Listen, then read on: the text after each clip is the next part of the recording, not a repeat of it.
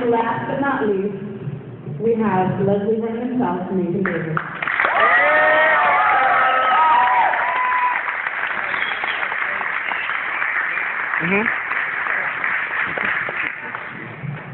Chair. All right, so let's start out with the obvious, everybody. You can pick up those microphones. So, 6 years ago now, you made this great film, Behind the Mask, The Rise of Leslie Vernon. I want to talk a little bit about your experience making this fine deconstruction of horror film. Let's start with Scott. Well, thank you, Christy. You're welcome, Scott. It was more like 8 years ago. We shot this movie in November of 2004, and it took a little over a year to edit and go through post-production. And then we were at South by in 06. So, man, it's been a while. We have been thinking about the sequel, prequel, remake for a very long time. We're writing.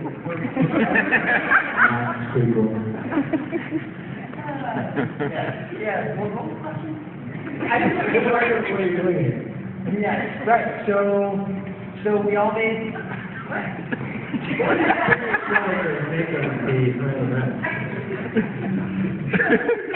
I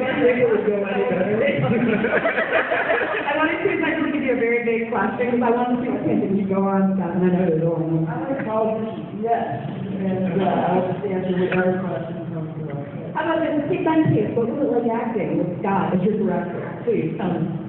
Like managing a schizophrenic. No, it was awesome. It was fun. He likes trivia. He doesn't use English words sometimes when talking, so he'll be like, "You just learn from." And then, he would often just rap people, like send home sound in the middle of the night, and be like, "That's a rap." I think Scott just likes using the phrase, "That's a rap." So he'd be like, "Hours and like, sound well." Yeah. Because no. This is a roast of me. Scott, this is your first film. Behind Mask is your first film that you made. Clearly.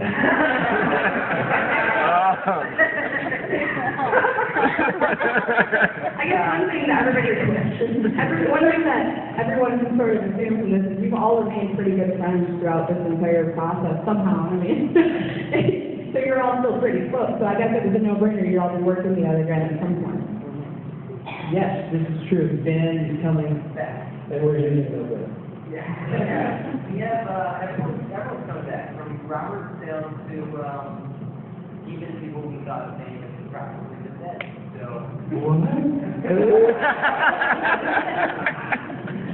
We didn't actually see you die, right? We didn't see you die. No, we didn't. I think it's pretty well assumed, though. And there was a Foley guy that put a pretty heavy crack in there. And we did take about 5 minutes to establish the fact that we were going to kill him. And then I fell out of the shed, lifeless. And Covered in mud ruts. But we didn't see you die. There's always an explanation. my eyes were open when I fell out of the shed. Big sorry, everyone. Moving on. All right, so let's talk a little bit about the casting of Behind the Mask before we go any further. Now, I've seen some of this footage of people that auditioned to be Leslie Vernon. Well, it's not so good. But then this guy comes along, Nathan Basil. Yeah, let's talk about how awesome Nathan Basil is, why you chose him over anybody else. Yeah, Nathan.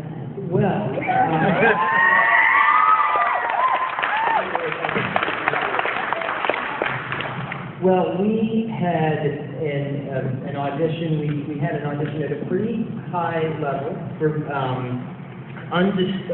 not stars, but talent who had been working in LA and doing pretty extensive either theatrical or television work. And so, because we had a pretty high level casting director at the time. So we had people coming out who were mildly well known on television, and everybody who came out was very, very good. But they played the audition, as many of you may have seen on our audition reels, they played it very Murdery. Stay on the middle. Stereotypical killer. That's right. Let me tell you, you make a choice in the audition room. It was a really ballsy move of Nathan to go completely against type, but he owned it. I mean, Nathan, look, this guy was a Juilliard. He was doing extensive theatrical work in Orange County.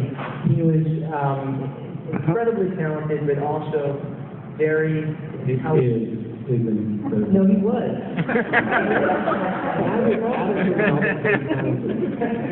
But he was, some directors want actors who don't really have much going on upstairs so that they can direct them and they're tabula rasas and then they can tell them what to do and not really question that. Other directors really seek out intelligence in actors so that they can bring their own selves to the role and they can make choices and see things that the storyteller isn't able to see. That's exactly what Nathan did in the audition, and we thank him eternally for it.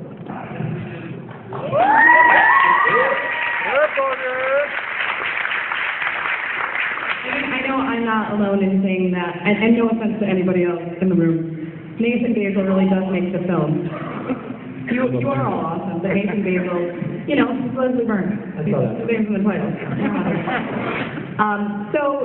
You wrap the movie, it comes out, there's not a huge response. It's hard to market a deconstructionist horror film. Scott, what were your emotions when the film came out? I was thrilled because our goals making the film were to hopefully make our investors' money back. And that'll happen in another 20 years or so. But beyond that, it was to have a calling card for all of us from which to leap into whatever it was that we were going to do next. To get agency representation and to demonstrate a wide variety of tools and skills and know-how. There were a lot of tools.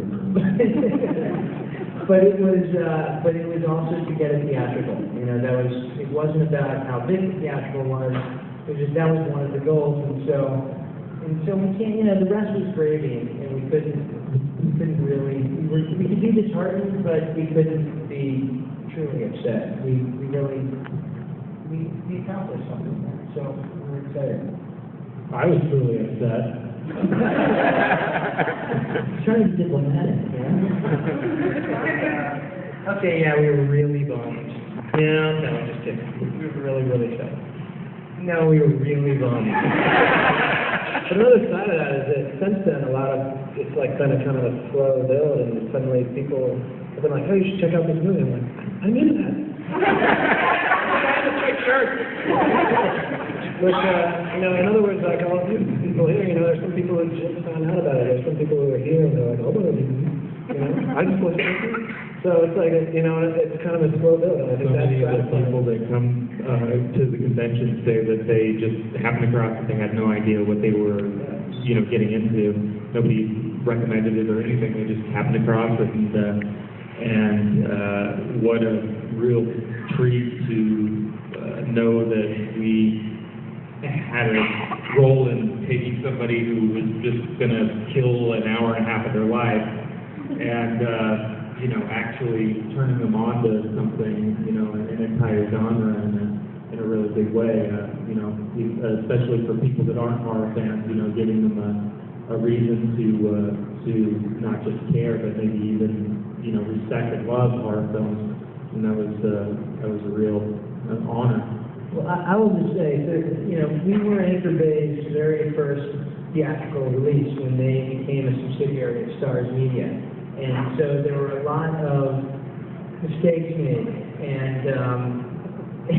But I must say, if it wasn't for their artwork and what they did with the cover, a lot of people would have missed this at Walmart and Blockbuster. And for that, we are grateful because they created a DVD that a lot of people, as Nathan said, simply stumbled across and said, all right, I've seen everything else, I'll go take a look at this one. I have a day job, and about 2 weeks ago, my coworker came in and was like, "Are you in a movie?"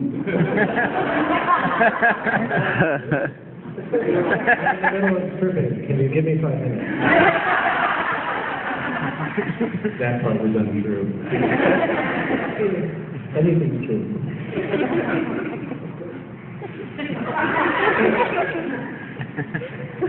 So, over the years, obviously, the film has gained a cult following. So then, within the past year, Scott, you, and screenwriter David Stevie say, you know what, let's go back to the well. We have an idea for a sequel.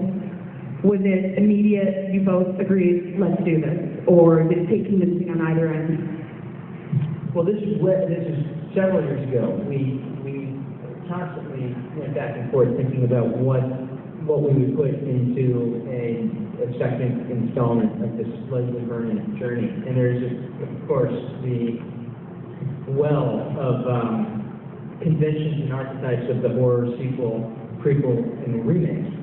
And this remake, this one, keep talking. I'm just calling. Okay, yeah. Anyway, so we had this script, we spent a while writing, plotting the script. We were thinking of ways to get back into the narrative structure of both a mockumentary-style aesthetic as well as a full-on horror aesthetic. How can we get back into that without doing the exact same thing we did before? And what kind of narrative structure that would be. So we had a lot of rules that we needed to back into. And of course, we wanted to notch that up a level. So it took a couple years, 2.5 years or so. But we finished the script over a year ago, and we're constantly working on it. David took Robert England as our litmus test, and we call him Robert. We call him Bob. And he really liked it. And so from that point on, we decided to start going out and raising those dating. Yeah. So Robbie and I started going out.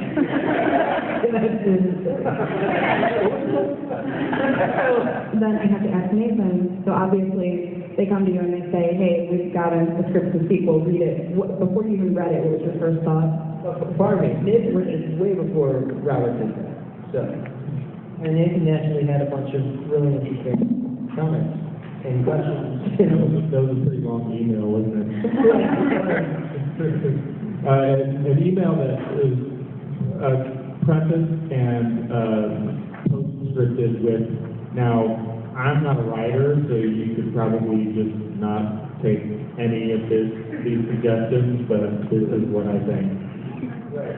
I mean, look, this wasn't going to happen unless Nathan was on board, and what we wanted to do was we wanted to not only forward the story along, but also bring our own experiences of where we went after this movie into it, and it's not semi-biographical, but it is. There's always a piece of yourself in the art, which is why I'm really interested in Father's Day. Front row, ladies and gentlemen, the stars of Father's Day, Connor Sweeney and Adam Brooks.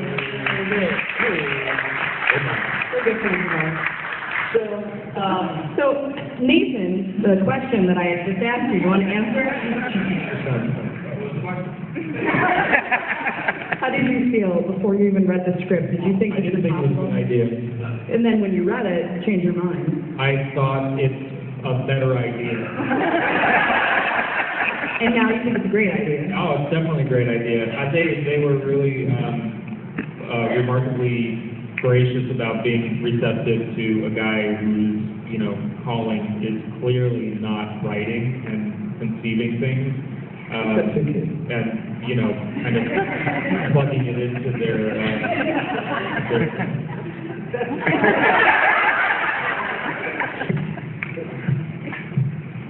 oh, yeah, did that. But, it felt, I don't know, yeah.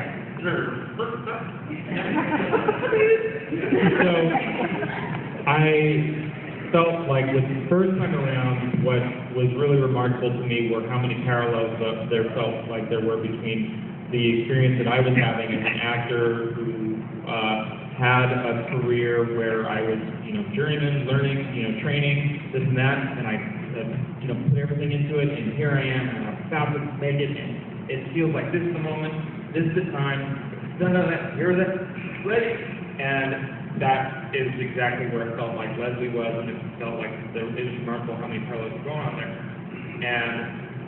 And so the thought I felt kept on ringing with me was when we were talking about sequel, how about he's not just, we're picking up where we left off, and, how about he thought he was going to blow up, and he didn't, and he's been struggling with that and striving with that, and how has he, responded to that? I felt like that was interesting territory to mine, given that a lot of what was interesting with the first film was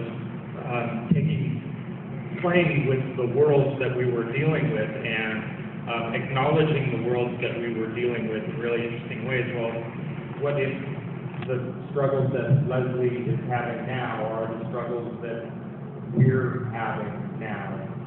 We're trying to compete for people's attention in a world where their every whim can be, met with a click of a cell phone. How do you grab people's attention? How do you have an effect on a world? How do you get your message out to a world where there's just it's harder to reach people now than it was 10 years ago? How do you break through? And that felt like some really interesting questions to try to answer.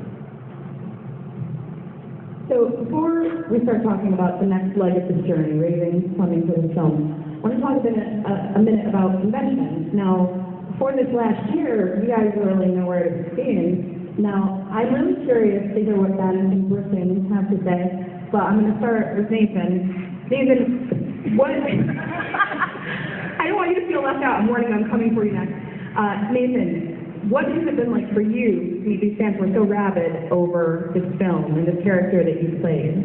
Oh, crazy! I don't even know how to process it. I don't process it. I don't think. I mean, I try to, take it in what people are saying, but it's so hard to. I mean, it's just not. It doesn't feel like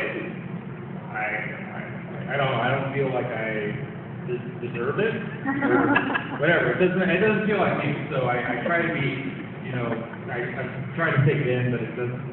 I don't know. It just doesn't feel. It's wild. It's really crazy. It's mind-scrambling. I'm grateful. I'm totally grateful and humbled by each and every single person who comes up and expresses their interest or their fanaticism or their respect for the film.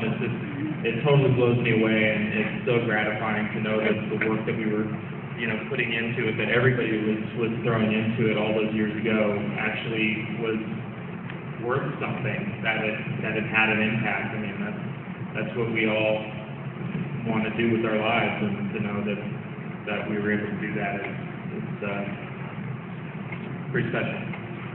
And Ben and Brittany, is this still a little shocking for you? This is your first real opportunity to meet your fans. How has this been for you? I get it. I mean, that's like... I'm a fan of stuff, just like you guys are fans of stuff. So I totally get the mentality, and it's really cool to see that you guys can tell what fun we had making this thing, and you get it, So it's kind of, I mean, it's not shocking. It's not, I totally get it. I get where you're coming from. It's awesome, and I'm with you. What was the question? How does your hair stay up so well? What? Question, how does your hair stay up so well? It's really good. I haven't seen it fall once. It's so great. How's it been meeting your fans, then? It's been awesome. You guys are great, Lots of sweaty backs, and I was hostess. but some nice people. Don't mess with Texas. No, Don't mess with Texas. yeah, they've got 4 guns in this one. No. That's a low.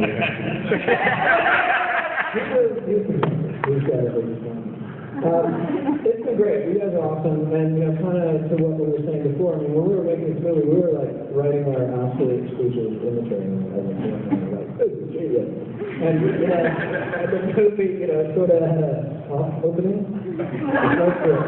And,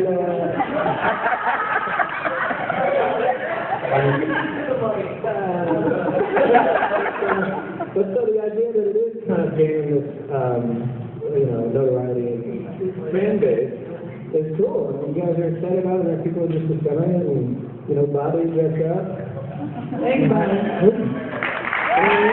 We're going to explore how people with representing tattoos haven't seen a dozen tattoos. That's okay. All right, that's good. The next year. But no, it's been great. You guys are awesome. You know, we're going to get more good. Scott, do you want to talk about your emotions with the fans that you've met, or you want to skip to the next question? All right. Scott loves all of you, obviously, at the end of that sentence. Okay, so... Scott loves everything. What? Scott loves everything. Scott loves everything. Like all of his Everything. emails are like, great! In the world. Later, he's like, Especially if it has to do with balsamic vinaigrette. I mean, he's all about that.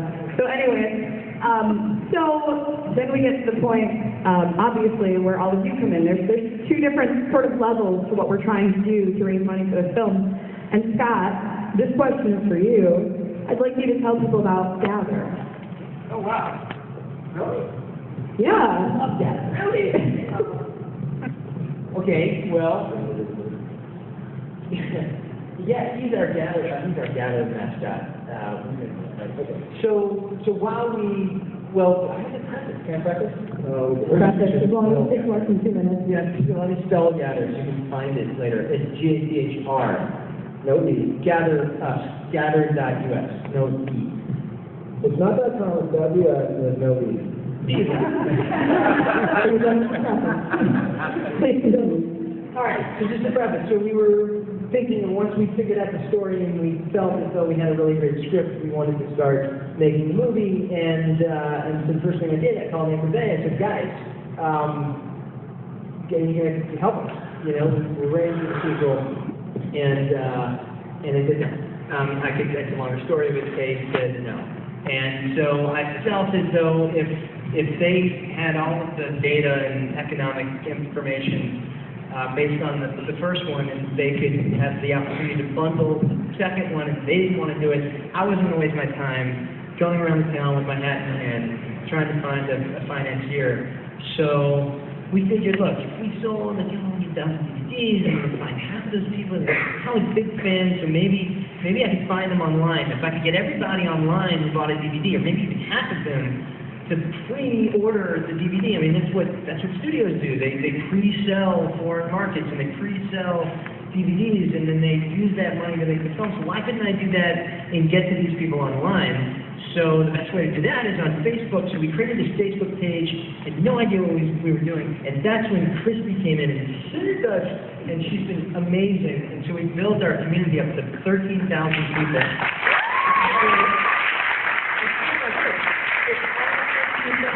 If we ordered a DVD, we'd have $250,000 to make already to go, toward this movie. But, so the point was we were going to go, and maybe Anchor Bay was right. Maybe we don't deserve to make this movie, or certainly don't deserve a theatrical.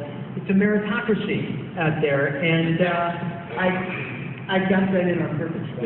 They wanted to. You're going to hear that word again. A meritocracy. Okay. So this is the whole, we're trying to fund the movie through getting the people who love the movie to pre-order stuff like chances to get killed in the movie, as Brian here. He's going to be murdered in the Brian's one of our victims. Please stand up, Brian. The chance to get killed in the movie. Brian pledged $7,000 to our cause, so thank you, Brian. Thank you.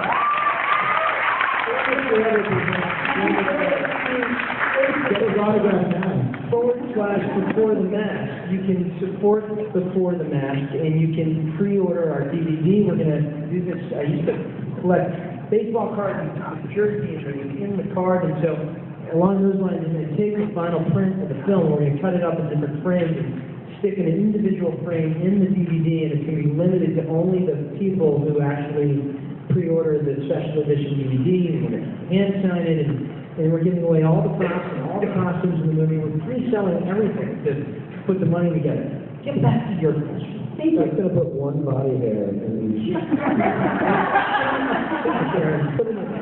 Select them all to make one movie clip. Marshall out there. Pretty amazing. Yeah, anyway, Let's go for it. so that was the preface. Christy's question was, what's gathered? So while we... Chapter 1. So while we were deciding to do this, we figured, well, we're not going to just make a movie that can't get out there and be seen, like Behind the Mask. We've done that already. So how do we create a viable way for a movie like this to be seen in theaters across the country to people who want to see it? And so we started thinking about crowdsourcing online and how we can, people knew about Behind the Mask online 6 years ago, but the shame of it was the guy in Lexington, Kentucky, didn't have a prayer seeing it in the theater near him, even though he was reading the same blog that people in New York were reading. So what I've created is something that I call TOD, which is theatrical on demand, and it allows somebody in Corpus Christi or Akron or Tulsa or Tucumcari, it doesn't matter. What that is for, good?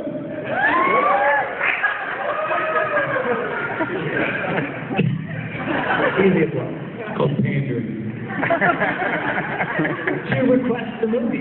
You request the movie and you say when you want to see it and where, and how far you're willing to travel, and what time you want to see it, and then Gather, this company, would basically confirm the screening request, pre-authorize your credit card to reserve a ticket for whatever the cost the movie theater is selling the ticket for, and if enough people reserve a ticket, then we tip the movie and then we service the movie. And in that vein, we're doing theatrical distribution from the bottom up and democratizing theatrical distribution. So we're allowing someone's having a birthday party in San Luis Obispo this Thursday, and they're seeing Behind the Mask in a theater because this kid went and requested the movie on Gather and got 30 of his friends to reserve tickets.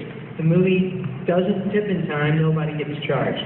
So we're actually, this is the unofficial announcement, we're going to do this with Mother's Day. Mother's Day came out in Chicago, New York, and LA yesterday. It's in 3 theaters in the country. It will probably be gone within a week or 2.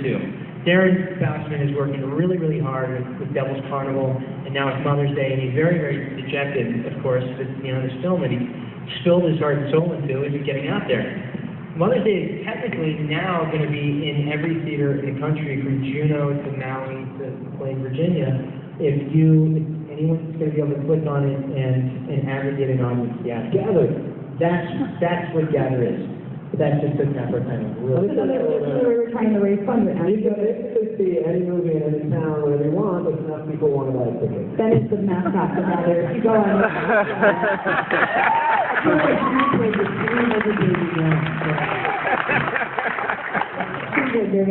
So that is another way we're trying to raise money right now. You can request a screening. You get at least 30 people, I believe, to tip it. Normally 30 to 40 people. Once the screening tips, it happens. You can even introduce it. Sometimes the scouts around who even come to the theater and be like, hey, what's going on? I'm ready. Fly out to St. Louis. A couple of Vernon might be sitting there. And there's lots of different movies, it's not just Behind the Mask and Mother's Day. There's a catalog of movies that you could... Die Hard. But Behind the Mask movie is the most important one. Inconceivable. So I got married in August, and for my rehearsal dinner, we had Britton come out to introduce everything, and Britton read from the book as well. Why don't you? Really? Yeah. Princess Bride with Mahler. Mahler is what brings us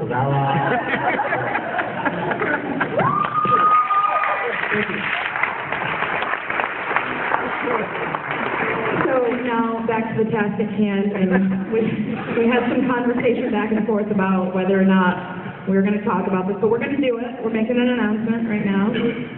I'm taking control of it. So obviously, we've talked about this a lot. There's not a good conversion rate. We have almost 14,000 people on our Facebook page. Not everybody has agreed to pre-order this DVD or this Blu-ray. It's not something that it's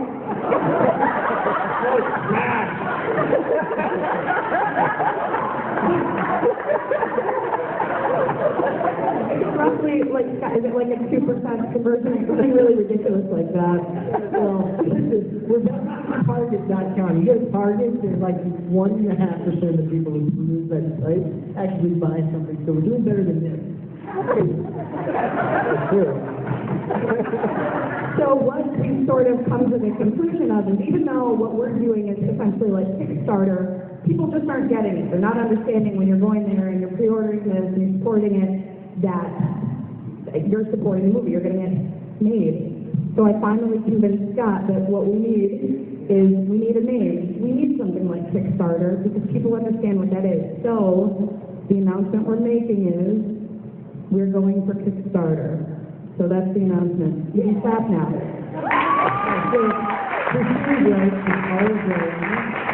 thought that doing this whole thing on Facebook, building our own app, not paying Kickstarter 5%, putting it all towards the production, was going to be newsworthy because it was in the first crowd microfinance movie on Facebook. And we had raised, by the way, over $100,000 on Facebook. But Kristen's right. We need to, we want to be shooting this movie in the fall. And our window's closing, so we need to get up a bit. And so we'll be announcing a Kickstarter campaign pretty soon. Hopefully within the next couple of weeks. And I believe whatever the case is, keep an eye on our Facebook and of course on all the blogs and the sites. You'll see the exact date it's going to end, but we really need to end it by around July 1st, just so we can get everything in place to shoot in the fall. And keep in mind that we have a financier who will meet everything that we make up to $500,000. So our goal is to raise $500,000 altogether. We can have $1 million altogether to shoot this movie. And I can't stress enough how much we need all of you to spread this to your friends and your family. We're going crazy. For only $2 on Kickstarter, you can buy yourself a thank you credit in the film. What we're asking of you is to just spread, once it releases, spread this to your friends and family. Try to get everybody you know to donate $5. $5. Taco Bell, $5. Behind the Mask people, it's made, $5. I'm just kind of personally, I think it's a good trade-off. I can, no It's solution. all about money, people. It's about lots of money. No, I think we just lost a few because they're like, we already paid you $20 for your tickets in the show. And keep in mind, all the money that you've given this weekend for autographs and buying T-shirts, that's all going towards the sequel as well. And so far, we've raised about $2,000 this weekend, so thank you.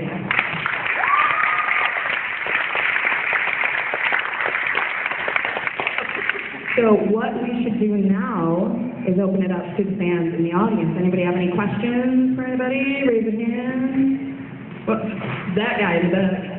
So, you guys made it, like, horror is very self-awareness, but this was pre-accurate, rather than call it, my professor used to film the strategic course, just because there was nothing else. Right? So if you guys could talk about, or Texas.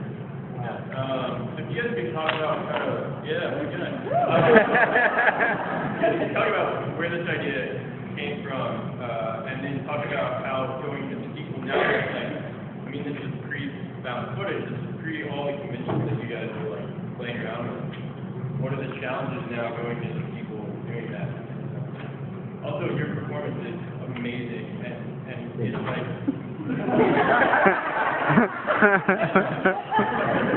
your hair is amazing, your performance is amazing, and it's like pre-Dexter, Michael C. Hall, and in my opinion, it's one of my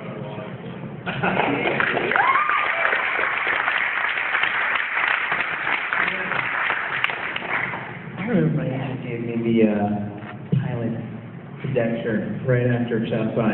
like, hey, you should do this. You should take a look at this. This is going to be on the air. I said, nah, I don't do TV. I want to do it on a movie. I auditioned for Dexter. Great call. I didn't even get a call back. Well, thank you for those really kind comments. That's pretty awesome to know that people are teaching the movie. But I had taken a film as literature course in college. I spent 4 years studying film and wrote my thesis on The Shining. And I've been over this a couple times. I mean, Shelley Duvall is wresting control of Jack's bat on the stairs. She's taking his manhood, and next scene he's in a big food pantry, and that's the womb, and he's helpless, and she's out in the kitchen, and there's all these knives coming from the ceiling, and so she's role reversed, and then the kid gets pushed out of the window of the bathroom, and that's the rebirth and the loss of innocence, and then through the maze. Right. Exactly. I'm bad at these things. I didn't really study this. So, David Stevie had written a semi-autobiographical story up late at night, a stream of consciousness story about, I'm a struggling screenwriter. Let's say there's a struggling psycho slasher because he's watching Halloween and then his voice with great dialogue and just this inspiration for this wonderful new narrative structure. And I lucked out into seeing this. The manager at the time knew that I was steeped in horror and I loved horror, and he gave me the script, and Dave and I came together and worked on adding what I knew about the academia of horror, and the conventions and the archetypes of the horror genre into it. And then that kind of, a couple of years later, 3 years later, we had a script we were ready to go out with. And I totally agree with you that we've become really postmodern now. I mean, this is part of our struggle. We've redone various iterations of the sequel prequels remake because, Tropic Thunder did this, and then you've got all the found footage from Cloverfield and Wreck all the way to the Paranormals, but I think Blair Witch was that first found footage, and that predated us, but there is a trove of postmodern derivative stuff from which to comment, and going back to what Nathan was saying, a couple things about where the inspiration came from the script. Leslie Vernon is kind of like the Henry Rourke of the psycho slasher to the Michael Myers. These guys are the big commercial, big broadly appealing guys, and Leslie was more the avant-garde guy who was really going after his art, but not necessarily paying attention to the broad commercial appeal. So he's really become the muse for all of these psycho slashers who may have become phoning it in after the years, and in the last 5 to 10 years we've seen remakes and reincarnations. And so perhaps what we're going to comment a little bit about is how Leslie really became the muse for all of these old heads who decided to sort of lit a fire under them. And they kind of used them as inspiration to maybe revisit and try to capitalize once again. But they owe them a favor because of that. Later, did you get the second half why you're such a good actor?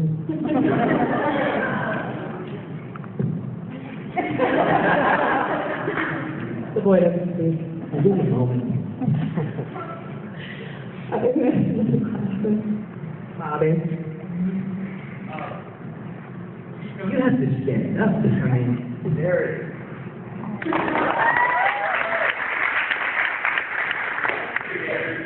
Actors, so when you come to these shows, how does it feel to you? To see people obviously crazy enough to dress up as a character or jump off the line that's made an impact. I mean, I was raised on board along with you, 4 years old, in Texas Frightmare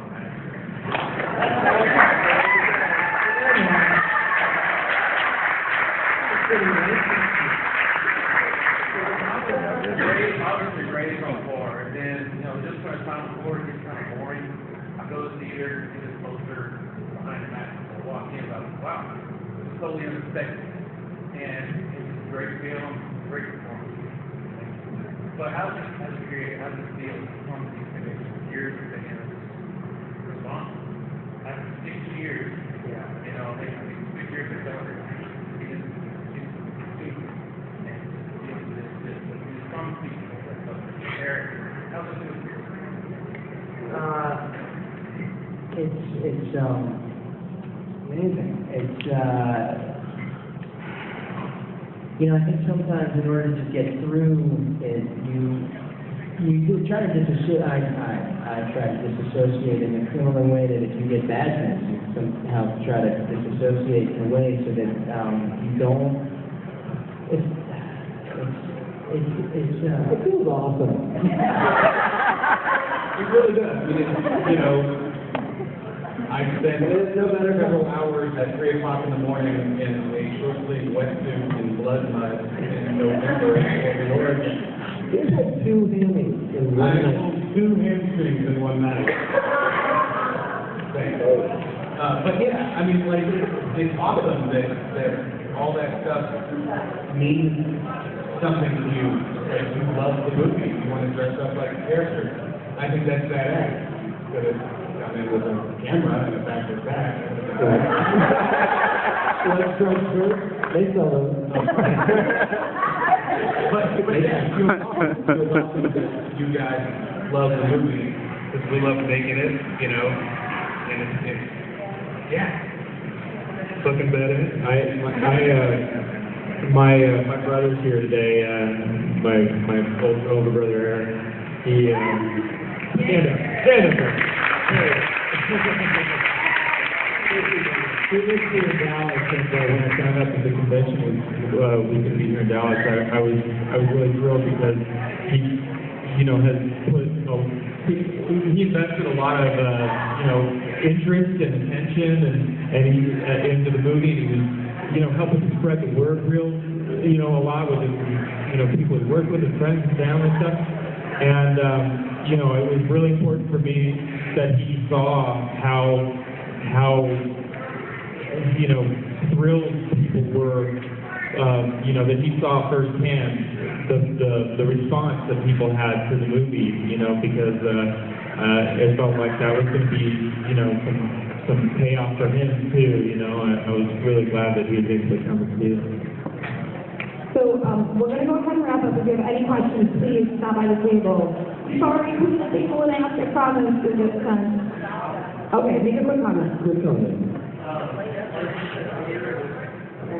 Get up.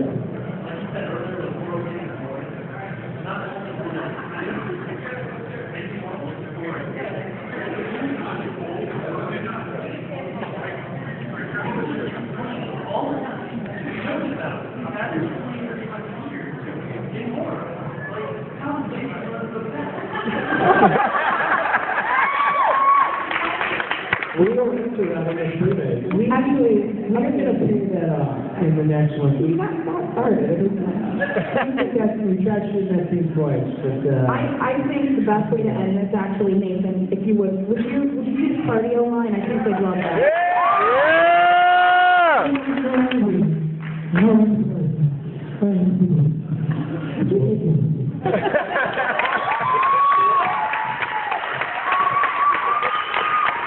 You